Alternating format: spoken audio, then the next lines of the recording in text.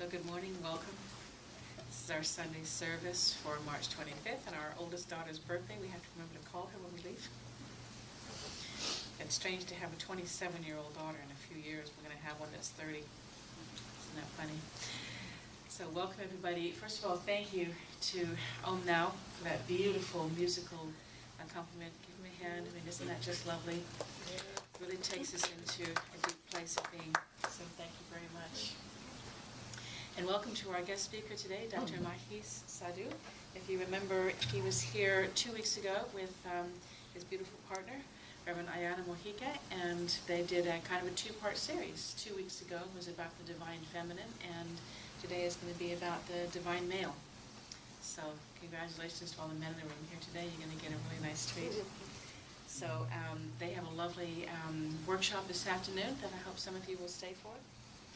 And that'll be great. So today, as I was doing my guidance throughout the week, I'm being taken more and more into the idea of embracing the difference between going through our lives with feelings as compared to intuition. Feelings, like fire, can be good or bad. Fire keeps us warm, fire cooks our food, but fire can also burn us if we're not careful. Feelings are the same way. They can guide us into places of joy and peace, serenity and love, friendship, camaraderie, trust, family, but they can also take us into places of fear, resentment, regret, anger. So it's what we do with those feelings is how we really live our lives. And when you go through your life every day and you make decisions, I'm going to ask you to stop and pause and recognize for a moment what's guiding you in that very moment of that decision. Is it intuition? Is it something that you're listening to inner guidance with your guides, your guardian angels, your higher self? Places of peaceful feelings? Or are they feelings of the other ones, the resentments, the regret, and all of those? And you can tell the difference. If you just take that moment to pause and inventory, we know. And when we're making a decision, because it feels lower vibration, and if you're not sure how to recognize that, really it just doesn't feel good, because we know what it feels like when we get some kind of divine inspiration. There's that flood that comes in, isn't there? There's that feeling where something comes in and you know it's the right answer and you know it's the higher vibration, and there's this feeling of peace that comes. And there's this smile that comes over your face, and there's a gentle, and it's almost like a wave. Anything other than that is not working with divine inspiration. Pretty easy to divide the two. And the idea is not to suppress those feelings, because that really doesn't help, doesn't really make them go away.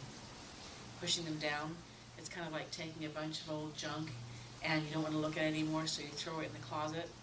Okay, you don't really see it, but it's still kind of there, isn't it? You've got to actually get through it and look at it. And most importantly, you've got to look at those feelings without judgment. I'm feeling really angry right now about this. And don't go to a place of, I shouldn't be angry, anger's not good, I'm going to lose my temper, I have no right to be angry, I feel guilty for being angry. Let's not add stuff to it. I mean, now you're just fueling the fire of an already negative emotion. I'm angry. It just is. It's how I feel. It's how I am right now in this place. And if you can go to a place of not judging that feeling, then you can start wondering, okay, now, where's this coming from? Who's making me feel this way? What's making me feel this way? And if you just simply pause and follow the breadcrumb trail in release, in reverse. Just say, okay, here I am, and let me just look over my shoulder and let me see how I got here. And then when you do get to the bottom, and it's going to be some place or some person, and as you always hear me say, it's never really about the other person, is it? It's always about our own interpretation. And I had something happen yesterday where I was feeling angry about it, and I went, okay, let me just think about this for a second. And I did the trail back, and I figured out why I was angry, and what it was really about was my own need for approval on something that I had given to someone else, but I had deemed they had not given back to me. And so I had calculated this great scenario where I was so right and they were so wrong. Well, that's really just not true, is it? When I got back to the beginning, then I went, oh, I understand why I felt that way, and I was completely fine with it. But I could only have gotten there by not judging my own emotions, because it's the judgment that then holds it and locks it and makes it more real and really distracts you from looking at it. So the lack of judgment gives you the space to hold it by itself. Putting the judgment on there just makes it more complicated. We are universal beings of light.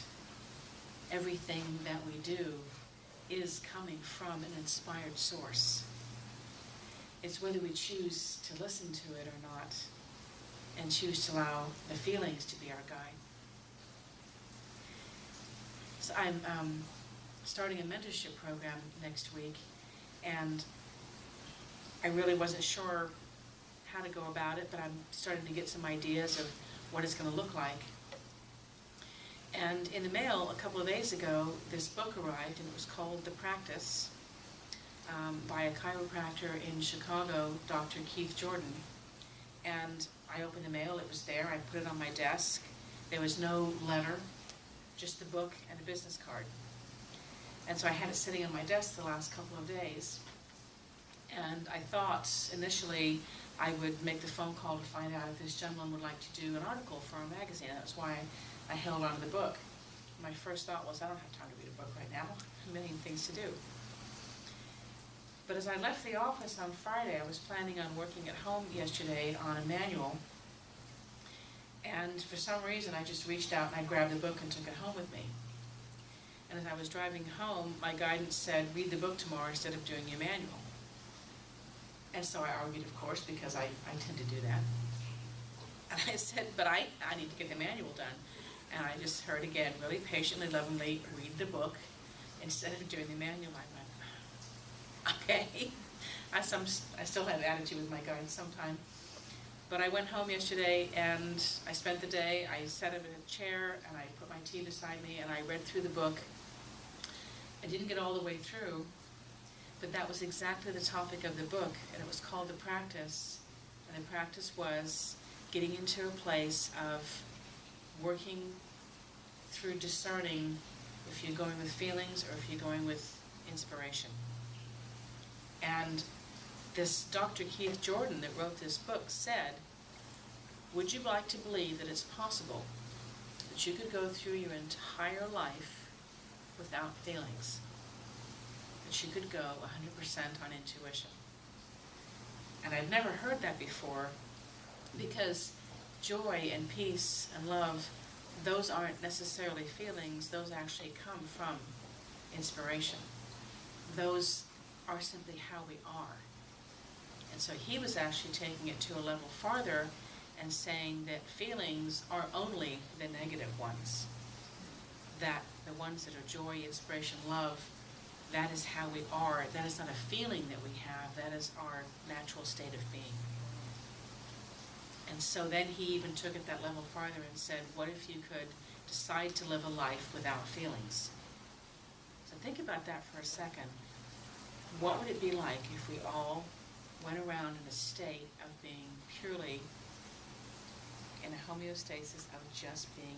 You're laughing. No, I'm doing it in a good way. I know, but because it feels good, doesn't it? Yeah, it does. Yeah, and actually, your laugh is giddy. I mean, all of a sudden, you just accepted the possibility of that state of being, and it made you laugh. And that conception that those other things don't belong to us. I love that you laughed. Yeah. But your body actually trembled with joy at the idea of living in a place without all those negative. Can you imagine? I want to do that. Could you imagine going through every day without ever feeling afraid or angry or resentful or regretful or having feelings of rejection or fear? So he's saying then, like, your gut feeling is actually intuition. Well, it depends on what is your gut feeling to be inspired? Yeah? Yeah? I mean, you have to look at that gut feeling and see where it's coming from. Feeling that makes, like you said in the beginning, lighter. Lighter. We can tell when we're not getting caught up in those negative feelings. Let's see. He just sneezed out a negative feeling. That's what a sneeze is. Your body actually is getting, you just detoxified.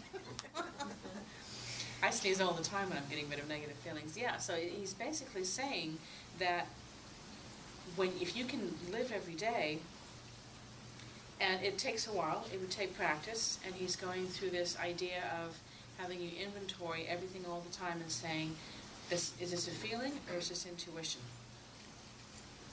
And you can get to the point where you gain headway and gain headway and gain headway. And I haven't finished reading the book yet, so I'm not sure how long he says it's going to take, but I mean, I would imagine it could take some people 6 months, it could take some people a couple of years, but I think you could get to a place where every time a feeling came in, because really there are no new feelings.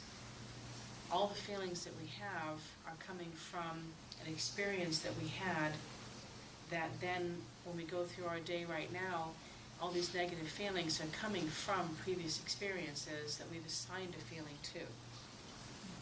Because there's only that limited amount of negative feelings that we just keep reliving, reinterpreting, recreating. But I thought that was it. I'd never heard, and all the spiritual books I'd read before, I'd never heard anybody actually say, would you think it's possible to live without feelings and only be on intuition? And I think that's what the great masters, if you think about the ascended masters, they're not feeling angry or regretful, or I mean, they're going strictly with divine guidance, with how it's be. If they can do it, we're fifth dimensional beings, just because we're in a third dimensional body, but if they can do it, we can do it. I think it's possible. And I actually didn't sleep very much last night. I was waking up every hour because I was just like, I kept waking up with a smile on my face. And I was wandering around. I felt so light at the idea of this. What do you think? Possible? I believe that we are love, joy, and peace, and we can also express it. And we always have the choice to decide how we want to respond to something. So that gives us the pause to either react in a positive or negative way, or not attach to it and just see it as it is, and not fuel it with any negative feelings, so you can stay peaceful and live in a neutral area and just be an observer. Exactly, observation rather than reaction. Yeah. And thank you for using that word, because that's exactly what he talked about in this book. That's when you know you're in inspiration and intuition as compared to feelings. You're observing rather than reacting. Right. And it's pretty clear. We know what observing feels like. Oh, that person, wow, they're having a really bad day. I can see them in all this pain. And it's almost like you're holding space for them, rather than getting into their space and all of a sudden having the same emotions that they are. How many times have you walked into a store or a restaurant and the server or the clerk has been in a bad mood, and without really giving your body permission or recognizing the intent, you react and you have some kind of negative, okay, you just had a negative feeling. And that means that however disrespectful they were to you or unkind, that reminded you of another incident, obviously in your past, that triggered that feeling. But if that feeling didn't exist, you'd be able to just look at them and think to yourself, oh, let me give them light. something is really bothering them, let me just give them some of my light and smile at them and say something really kind and lift them up. That's the difference between intuition and feelings. It's holding space rather than reacting. And we have the ability to do that every day. We can, and we can set the intention. That's a path that we can take. And it's a goal that I'm certainly going to start embracing, because why wouldn't we? Is there any real benefit from having any of those reactions? It doesn't teach us anything. Certainly doesn't make us feel good. Doesn't make our bodies well. Doesn't help our relationship with our parents or our kids or our spouses, does it? It's like the difference between compassion and being judgmental. Yes, absolutely. Absolutely. We could actually draw a list of parallels: observation, reaction, compassion, judgmental, holding space, getting in their space. We can draw the parallels. There's a lot of ways to discern whether or not we've engaged in those feelings. But I'm just blown away. I got through about a third of the book yesterday. I'm thinking, oh, as soon as we finish here, and see if I can read the rest of it over the weekend. I want to get to the end of it. But I think it's amazing, this concept of living a life without feelings. I mean, that's what the Ascended Masters do. What if we could all be Ascended Masters here on Earth? I think it's possible. I think we can all do it. What do you guys think? Yeah? Definitely. It takes practice. It takes practice and intent. I can catch myself now when I'm starting to go to a place of judgment, and I just say, oh, I don't need to do that. I don't need to go there. The most important thing, though, is to acknowledge that you're there and say, okay, I'm feeling this. And don't, if the feeling is a judgment, let's not judge the judgment. And then judge the judgment of the judgment. I mean, we can put a pretty long tail on there. So if anybody doesn't have any questions, I'd like to turn it over to our guest speaker today. Welcome so much. Thank you. Thank you. I love this. This is really beautiful.